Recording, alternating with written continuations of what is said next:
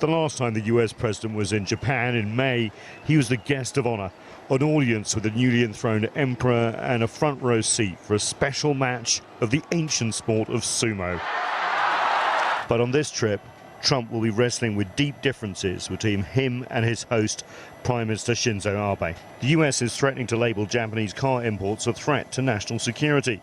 Negotiating a bilateral free trade deal is only made necessary by Washington's unilateral withdrawal from the Trans-Pacific Partnership. The talks are so sensitive in areas like agriculture that negotiations won't really start until after Japanese legislative elections next month. Auto parts is not new, quite frankly. When I served in the Reagan administration and was very much involved in negotiation on auto parts.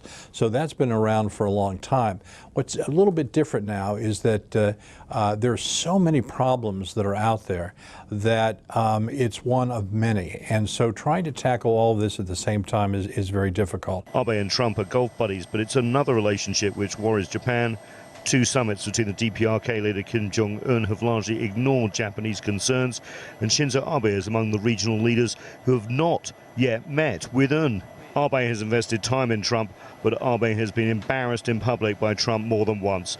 And Abe is also worried about the economic fallout for Tokyo from the deepening trade war with Beijing. Americans and the Japanese have got to be very sensitive, very empathetic to one another's positions to be able to come up with an agreement that ultimately allows both of us to prosper at the same time. Here in Osaka, a lot is at stake. The G20 countries represent about 90% of all global economic output, about 80% of trade too. And Washington's stance on those two key issues will be closely scrutinized by allies like Japan and competitors too. And the Japanese hosts are trying to minimize the global differences while trying to maximize the common ground. Not an easy task. Nathan King, CGTN, Osaka.